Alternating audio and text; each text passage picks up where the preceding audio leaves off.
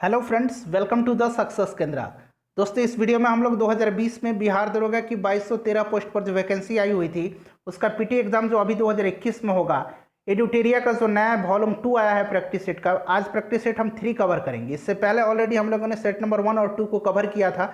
अगर आपने नहीं देखा है तो लिंक आपको डिस्क्रिप्शन में मिल जाएगा और बिल्कुल करेक्ट आंसर मैं आपको पूरी डिटेल में इस वीडियो में बताऊंगा। चैनल को सब्सक्राइब कर लीजिए, साथ ही साथ बेल आइकन को भी प्रेस कर लीजिएगा ताकि रेगुलर वीडियो के नोटिफिकेशन आपको मिलते रहें। तो चलिए फ्रेंड्स, बिना देरी किए हुए आज का सेशन स्टार्ट करते हैं। वीडियो को लाइक और शेयर जरूर कर दीजिएगा और आज का सेट का कटऑफ जो है 75 रखा गया है। तो चलिए फ्रेंड्स स्टार्ट करते हैं। तो फ्रेंड्स, आज के सेशन का पहला क्वेश्चन देखिए। पहला क्वेश्चन है कि अपने विरोधियों के प्रति किसने कठोर लौह एवं रक्त की नीति का पालन किया था। ये प्रश्न ऑलरेडी मैंने आपको कराया हुआ है। आपको कोशिश करना है केवल 5 सेकंड के अंदर आंसर देने का। उसके बाद जो भी करेक्ट आंसर होगा पूरी डिटेल में मैं आपको बता दूंगा। तो right answer option number C हो जाएगा, बलवन। बलवन जो था गुलाम वंश का शासक था। बलवन ने फारसी रीति रिवाज पर आधारित नवरोज उत्सव को प्रारंभ किया था। ठीक है, ध्यान रखना है। चलिए अगला क्वेश्चन देखिएगा कि फिरोज तुगलक के द्वारा लगाया गया सिंचाई कर उपज का कुल कितना भाग होता था। तो उपज का यह 1/10 भाग होता था। Option number D right answer हो जाएगा। फिरोज तुगलक जो था ब्राह्मणों पर जजिया कर लागू करने वाला पहला मुसलमान शासक था। ठीक है फ्रेंड्स, याद रखिएगा। और सल्तनत कालीन जो सुल्तान थे उनके शासनकाल में सबसे अधिक दासों की संख्या जो थी फिरोज तुगलक के समय में थी। दासों की संख्या सबसे ज्यादा किसके समय थी? फिरोज तुगलक के समय थी। ये भी आपको ध्यान रखना है। नेक्स्ट क्वेश्चन देखिए कि अकबर द्वारा इलाही संवत की शुरुआत किस वर्ष की गई थी। प्रश्न को ध्यान से पढ़िएगा। इलाही संवत पूछा गया है, दीन ए इलाही नहीं पूछा गया है। तो इलाही संवत की शुरुआत जो है 1583 ईस्वी में अकबर ने किया था और दीन ए इलाही की स्थापना 1582 ईस्वी में किया था। ठीक है, जजिया कर को 1564 ईस्वी में समाप्त किया। ये भी आपको ध्यान रखना है। ठीक है, चलिए अगला क्वेश्चन देखिएगा कि निम्नलिखित में से किसे मराठों का मैकियावेली कहा गया है। काफी अच्छा क्वेश्चन है और फ्रेंड्स आपसे अनुरोध है कि वीडियो के लास्ट में अपना स्कोर आप जरूर कमेंट करके बताएंगे।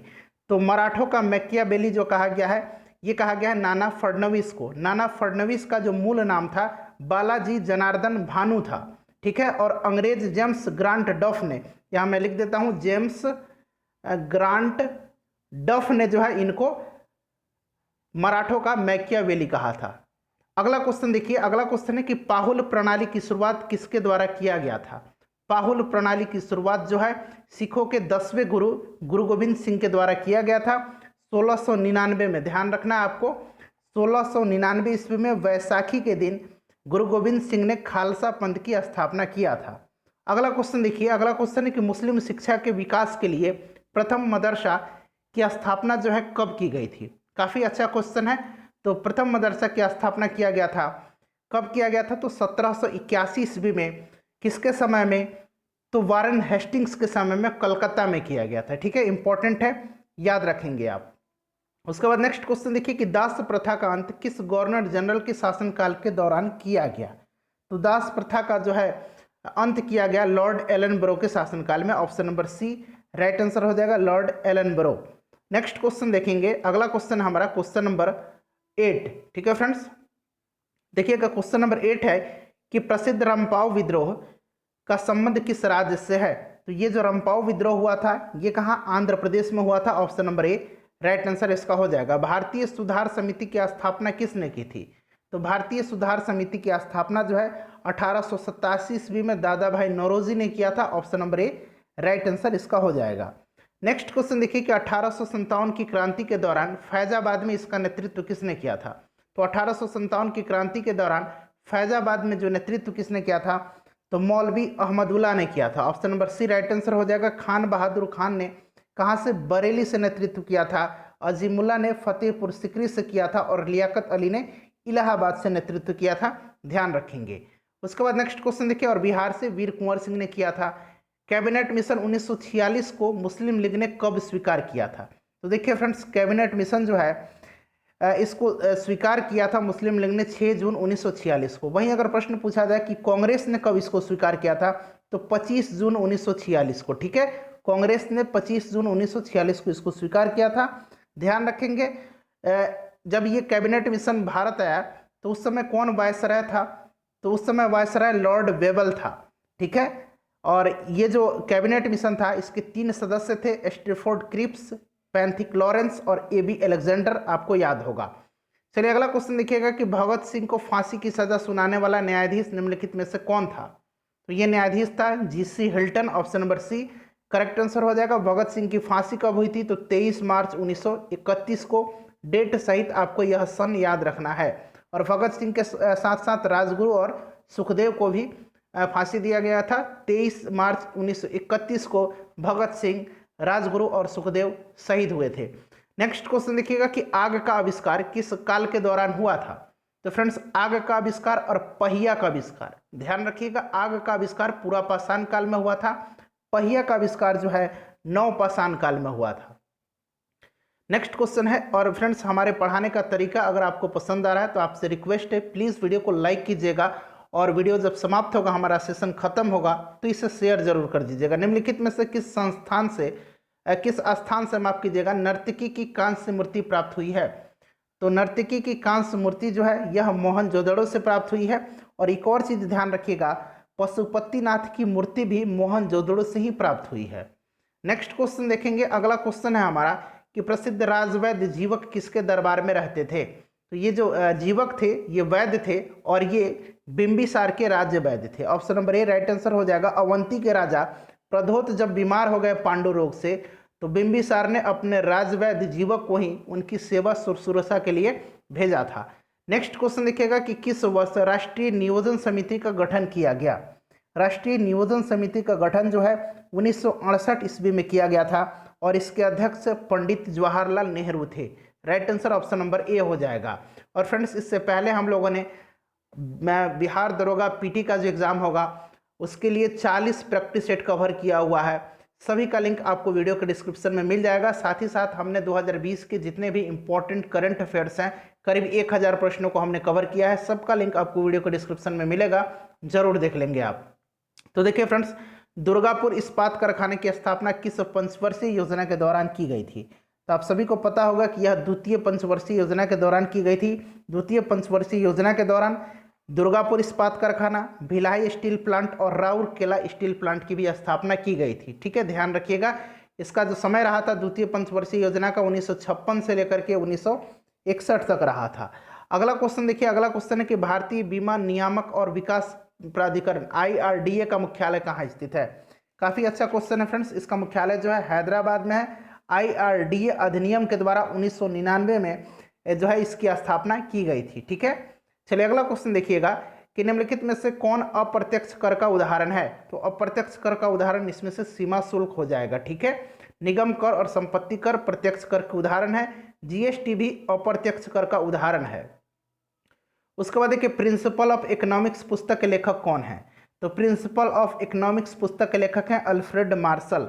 Option number B right answer हो जाएगा। एडम स्मिथ का पुस्तक ध्यान रखिएगा वेल्थ ऑफ नेशन है। किन्स की पुस्तक है how to pay for war, how to pay for war. Robinson की पुस्तक है nature and significance of economic science, nature and significance of economic science. Friends, जब भी हम सेट लगाएं तो आपसे अनुरोध है कि आप कॉपी पेन लेकर के जरूर बैठें।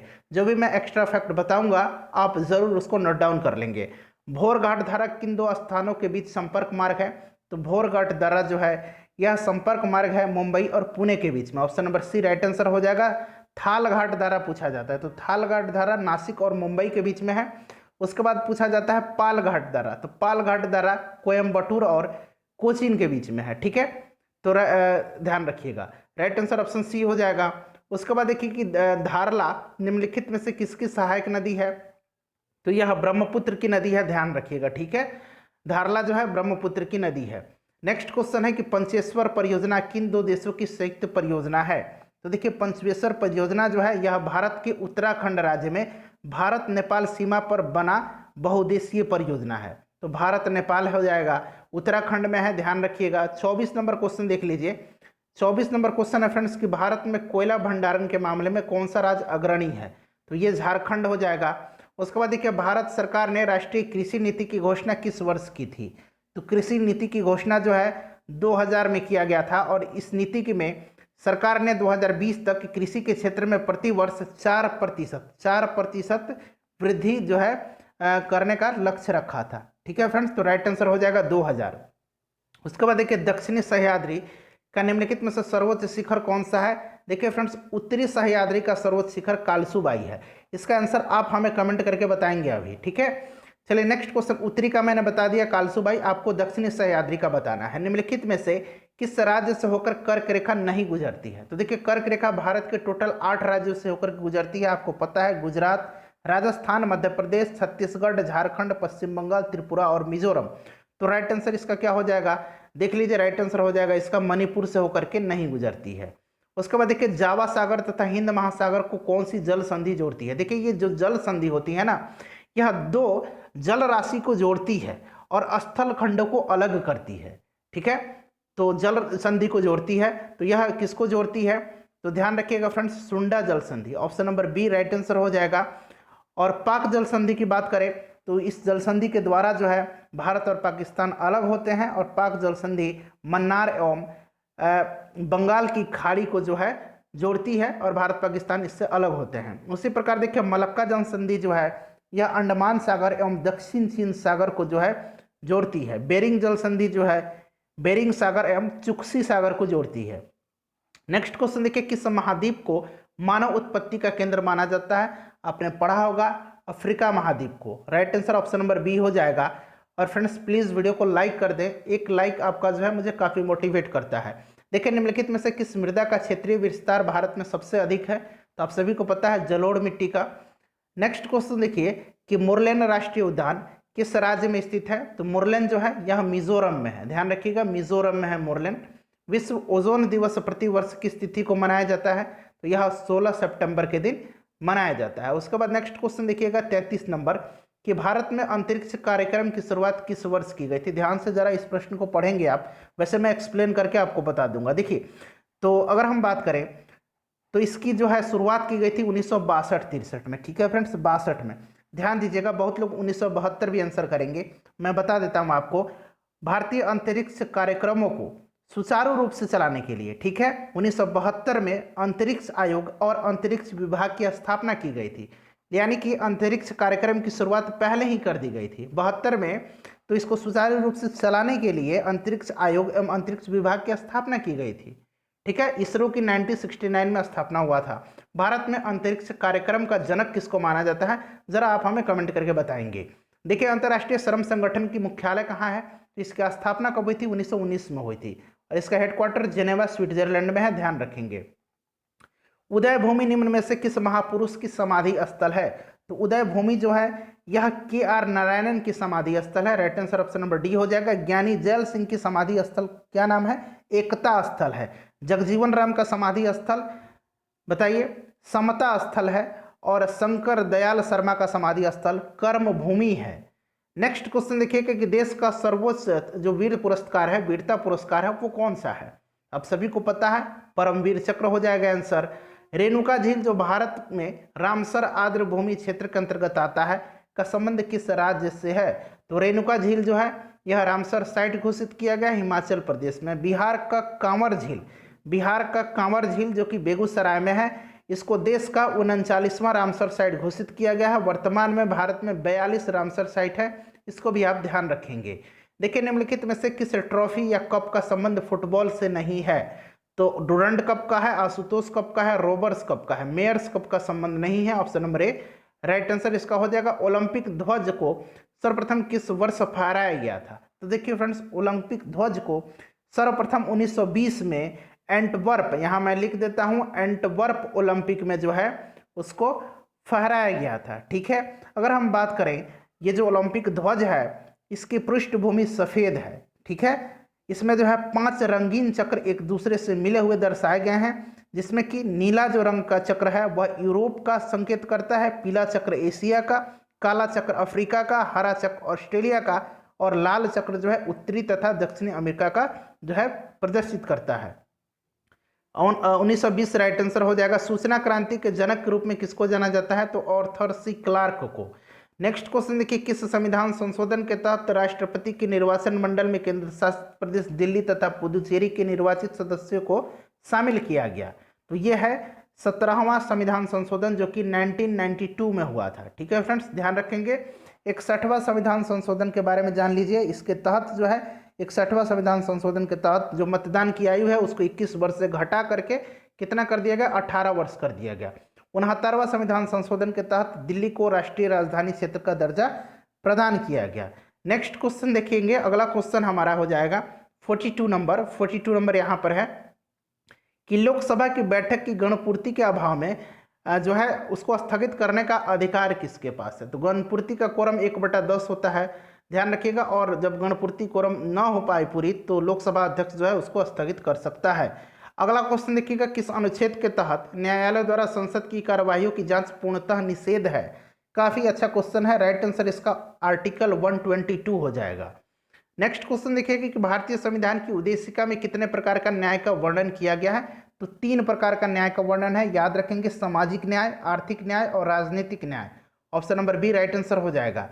निम्नलिखित में से कौन स्वतंत्र भारत के पहले सूचना एवं प्रसारण मंत्री थे। पहले सूचना एवं प्रसारण मंत्री, पहले गृह मंत्री, पहले उप प्रधानमंत्री सरदार वल्लभ भाई पटेल थे। नेक्स्ट को, और जगजीवन राम क्या थे। जगजीवन राम जो थे ये श्रम मंत्री थे, राजकुमारी अमृत कौर स्वास्थ्य मंत्री थी और HC भाभा जो थे ये वाणिज्य मंत्री थे। नेक्स्ट क्वेश्चन है कि निम्नलिखित में से कौन सा युग्म सुमेलित नहीं है। तो फ्रेंड्स देखिए, विधि द्वारा स्थापित प्रक्रिया जो है ये जापान से लिया गया है, तो ये तो गलत हो जाएगा। उसके बाद अगर हम बात करें समवर्ती सूची ऑस्ट्रेलिया से, द्विसदनवाद जो है ये कहाँ से लिया गया है, राज्यसभा में सदस्यों का निर्वाचन। तो देखिए मेरे ख्याल से जो है राइट आंसर इसका ऑप्शन नंबर सी होना चाहिए, ठीक है, जरा आप इसको कमेंट करके आप बताएंगे। उसके बाद नेक्स्ट क्वेश्चन देखिए, बिहार में लोकसभा तथा राज्यसभा की कुल सीटें क्रमशः कितनी हैं। तो लोकसभा की 40 सीट है और राज्यसभा की 16 सीट है। उसी प्रकार बात करें हम तो बिहार विधानसभा की कितनी सीट है, 243 है, विधान परिषद की 75 सीट है, इसको भी ध्यान रखेंगे। राइट आंसर ऑप्शन नंबर इसका बी हो जाएगा। केंद्र राज्य संबंधों पर गठित सरकारी आयोग का गठन किस वर्ष किया गया था। तो इसका गठन 1983 में किया गया था, और ध्यान रखिएगा इसी आयोग ने अंतर्राज्यीय परिषद स्थापित करने की सिफारिश की थी, ठीक है, अंतर्राज्यीय परिषद। और आर्टिकल 263 के तहत 1990 में अंतर्राज्यीय परिषद का गठन भी किया गया था। नेक्स्ट क्वेश्चन हमारा है कि 92वां संविधान संशोधन के तहत किन भाषाओं को 8वीं अनुसूची में शामिल किया गया। तो देखिए 92वां संविधान संशोधन जो है ये हुआ कब था। तो सबसे पहले ध्यान रखेंगे यह जो हुआ था 2003 में हुआ था, और इसके तहत जो है मैथिली, संथाली, डोगरी और बोडो 4 भाषाओं को जो है 8वीं अनुसूची में जोड़ा गया। तो right answer option number D हो जाएगा। मैथिली, संथाली भी हो जाएगा, डोगरी भी हो जाएगा, बोडो भी हो जाएगा, ठीक है फ्रेंड्स, ध्यान रखेंगे। मूल रूप से 8वीं अनुसूची में कितनी भाषा थी, तो 14 भाषा थी, वर्तमान में 22 भाषाएं हैं, ध्यान रखेंगे। 50 नंबर क्वेश्चन है हाँ कि भारतीय राजनीति के इतिहास में अभी तक कुल कितनी बार दोनों सदनों की संयुक्त बैठक बुलाई गई है। यह प्रश्न इस बार बिहार पुलिस में पूछा गया था कि पहली बार संयुक्त बैठक किस विषय पर बुलाई गई थी। तो देखिएगा अभी तक 3 बार बुलाई गई है। मैं बता देता हूं, पहली बार जो है दहेज निरोधक कानून पर 1961 में बुलाई गई थी। दूसरी बार banking service commission repeal bill के लिए 1978 में बुलाई गई थी।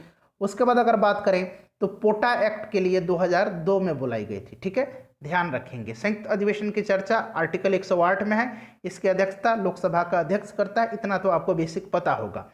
उच्च न्यायालय के न्यायाधीशों की सेवानिवृत्ति की आयु क्या है। उच्च न्यायालय के न्यायाधीशों की है 62 वर्ष, प्रस्तावित पूछा जाए तो 65 वर्ष प्रस्तावित है, लेकिन अभी 62 वर्ष भी हैं। उच्चतम न्यायालय के न्यायाधीश का 65 वर्ष है, ये भी आप ध्यान रखेंगे।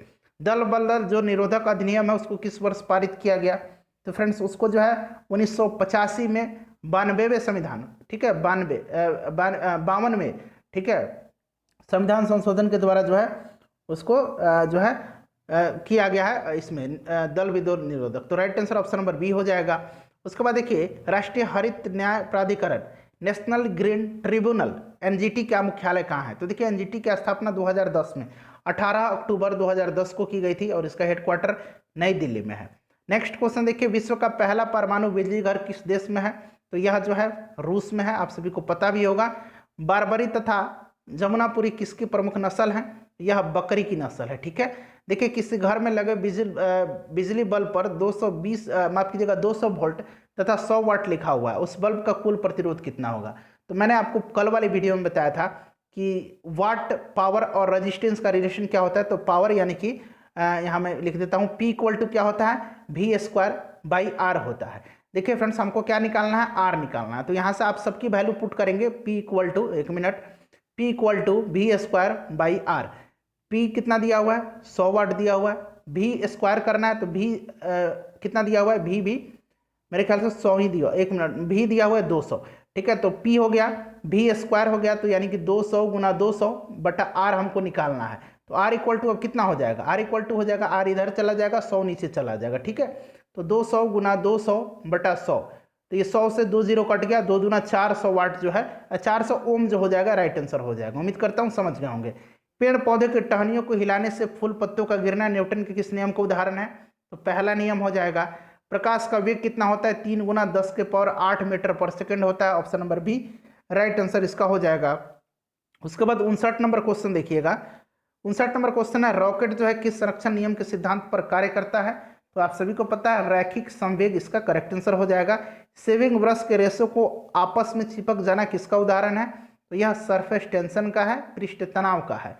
फ्लेमिंग के बाएं हाथ के नियम का प्रयोग किसकी दिशा का पता लगाने के लिए किया जाता है? तो बाएं हाथ का जो नियम है यह प्रेरित विद्युत धारा का जो है दिशा पता लगाने के लिए किया जाता है, right answer option number A हो जाएगा। वहीं अगर दाएं हाथ यहाँ पूछ लिया जाता है, माफ कीजिएगा बाएं हाथ अगर पूछा जाता तो बाएं हाथ मैग्नेटिक फोर्स की दिशा बताने के लिए, ठीक है, और दायां हाथ प्रेरित विद्युत धारा की दिशा बताने के लिए। नेक्स्ट क्वेश्चन देखिए, फोटोन की खोज किसने किया था? तो फोटोन की खोज जो है किसने किया था? तो 1915 में आइंस्टीन ने किया था, option number B right answer हो जाएगा। किसी तत्व का रासायनिक गुण निम्न में से कौन निर्धारित करता है? तो यह इलेक्ट्रॉन की संख्या जो है यह निर्धारित करता है। निम्न में से लोहे का सबसे शुद्धतम रूप क्या है? सबसे शुद्धतम रूप जो है लोहा का वो पिटवा लोहा होता है। पिटवा लोहा में 0.12% से लेकर के 0.25% तक जो है कार्बन पाया जाता है। नेक्स्ट क्वेश्चन देखिए, पीतल निम्नलिखित में से किसका मिश्र धातु है? तो फ्रेंड्स पीतल जो है यह तांबा और जिंक का मिश्र धातु है, कॉपर और जिंक का। इसमें कॉपर 70% होता है और जिंक जो है 30% होता है, ठीक है। ध्यान रखेंगे, काफी अच्छा क्वेश्चन है, बार बार पूछा जाता है, ठीक है। उसके बाद अगर हम बात करें तांबा और टीन जो है, तांबा और टीन का मिश्र धातु कौन सा है? बताइए, तांबा और टीन का मिश्र धातु कौन सा है? तो फ्रेंड्स ये कांसा हो जाएगा, ठीक है। हाँ, उसके बाद अगर बात करें तांबा जस्ता और टीन, इसका मिश्र धातु कौन सा है? तांबा जस्ता और टीन, तो फ्रेंड्स यह है गन मेटल का, ठीक है, ये गन मेटल का। उसके बाद नेक्स्ट क्वेश्चन देखिए कि समुद्र में गोताखोरी करते समय गोताखोर जो है ऑक्सीजन के अलावा और कौन सी गैस का प्रयोग करते हैं अपने साथ? तो ये हीलियम का, आप सभी को पता होगा। सुक्रोज के जो है जल अपघटन से किसका निर्माण किया जाता है? तो इसका निर्माण किया जाता है ग्लूकोज और फ्रक्टोज का, ऑप्शन नंबर ए और सी करेक्ट आंसर इसका हो जाएगा। उसके बाद नेक्स्ट क्वेश्चन देखेंगे 68 नंबर क्वेश्चन है कि निम्न में से किसका वैज्ञानिक नाम ओरिजा सैटिवा है? तो यह जो है धान का है, चावल का है, ध्यान रखेंगे। चना का अगर बात करें तो चना का क्या होता है? सीसर एरिटिनम, यहाँ मैं लिख देता हूँ CICERARIETINUM,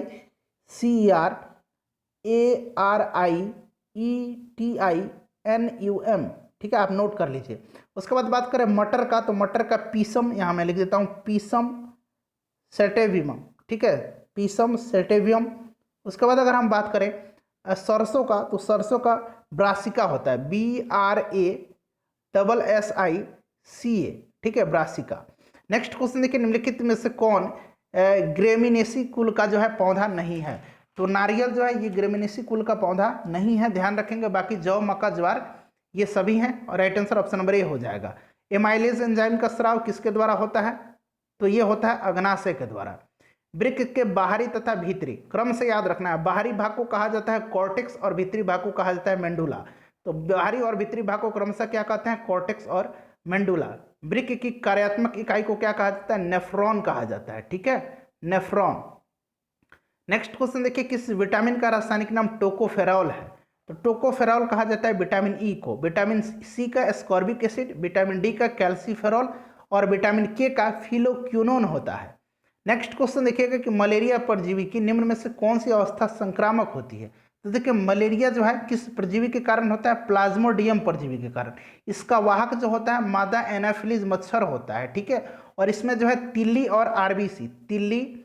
और आरबीसी जो है प्रवाहित होता है, ठीक है, यह दो अंग है जो सबसे ज्यादा प्रभावित होता है इसमें, ठीक है। और राइट आंसर इसका जो है स्पोरोजोइट हो जाएगा, ऑप्शन नंबर 1 करेक्ट आंसर इस प्रश्न का हो जाएगा, ठीक है फ्रेंड्स।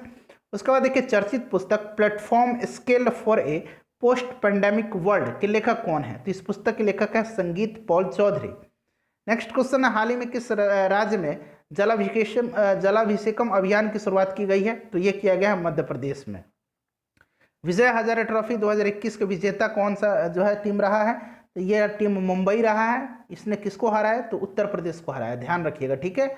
उसके बाद देखिए वर्ल्ड हैप्पीनेस रिपोर्ट 2021 में भारत का स्थान, तो ध्यान दीजिएगा टोटल 149 देशों की सूची में भारत का स्थान 139वां रहा है। काफ़ी खराब स्थिति हमारे देश की बनी हुई है। यह रिपोर्ट जारी कौन करता है? तो United nation sustainable development solution network इसको जारी करता है। यहाँ मैं शॉर्ट में लिखता हूँ यूनाइटेड नेशन सस्टेनेबल डेवलपमेंट, उसके बाद देखिए सॉल्यूशन नेटवर्क यानी कि UNSDSN करता है, ठीक है, ध्यान रखेंगे। और पहले स्थान पर इसमें फिनलैंड है, आपको पता होगा। उसके बाद 78 नंबर देख लीजिए कि विश्व गौरैया दिवस 2021 का थीम क्या है? तो विश्व गौरैया दिवस मनाया कब जाता है? तो प्रत्येक वर्ष 20 मार्च के दिन मनाया जाता है। इस वर्ष की थीम थी आई लव स्पैरो। गौरैया का अंग्रेजी स्पैरो होता है, आपको पता होगा। हाल ही में तंजानिया की पहली महिला राष्ट्रपति कौन बनी है? तो तंजानिया की बनी है पहली सामिया सुलुहु हसन। तंजानिया की राजधानी पूछा जाए तो दोदोमा है, याद रखिएगा दोदोमा, ठीक है, इसकी राजधानी दोदोमा है। नेक्स्ट क्वेश्चन देखिएगा कि दूसरे खेलो इंडिया यूनिवर्सिटी गेम्स 2021 का मेजबानी कौन सा राज्य करेगा? पहला अगर पूछा जाता तो उड़ीसा भुवनेश्वर में हुआ था। दूसरा अब जो होगा वो कर्नाटक में होगा। VS अदुरप्पा ने इसकी घोषणा की है। VS अदुरप्पा जो है इन्होंने जो है इसकी पुष्टि कर दी है कि कर्नाटक में ही होगा। नेक्स्ट क्वेश्चन देखिएगा कि इथेनॉल नीति शुरू करने वाला भारत का पहला राज्य कौन बना है? तो यह जो नीति शुरू करने वाला पहला राज्य अपना राज्य बिहार बन गया है। हाल ही में किस भारतीय अभिनेता को फिल्म आर्काइव पुरस्कार 2021 से सम्मानित किया गया है?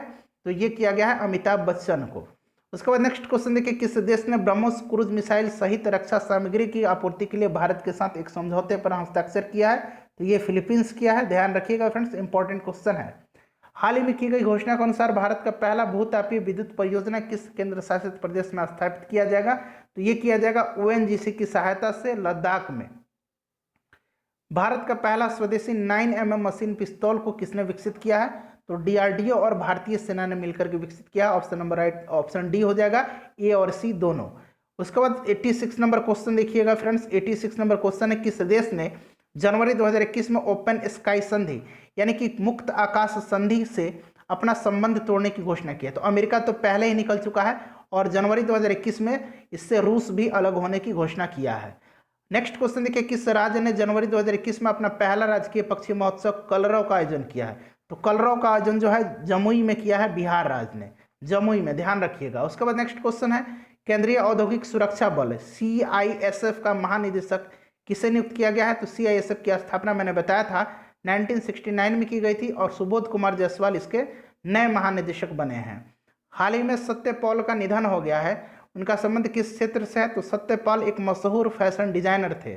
उसके बाद नेक्स्ट क्वेश्चन है, one nation one ration card योजना लागू करने वाला भारत का पहला जो राज्य है कौन सा है? इसका आंसर आप संयुक्त रूप से बताएंगे, अभी मुझे कमेंट करके तुरंत बताइए। ये सारे क्वेश्चन आपने पढ़ लिया है।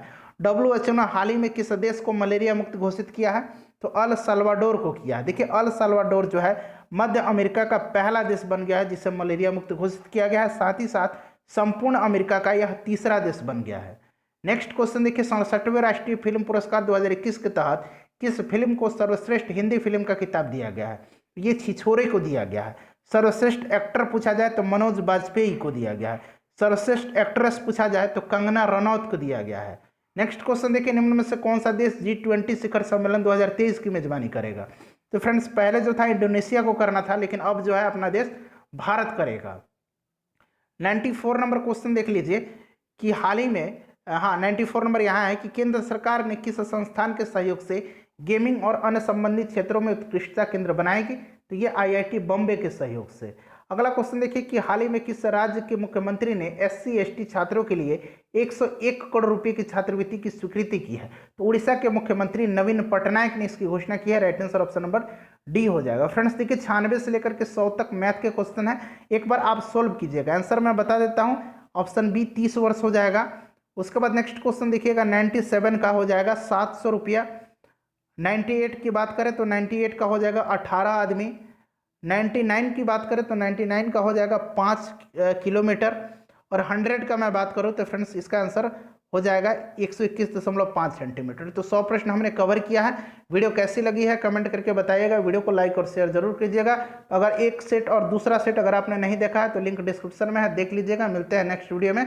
Thanks for watching.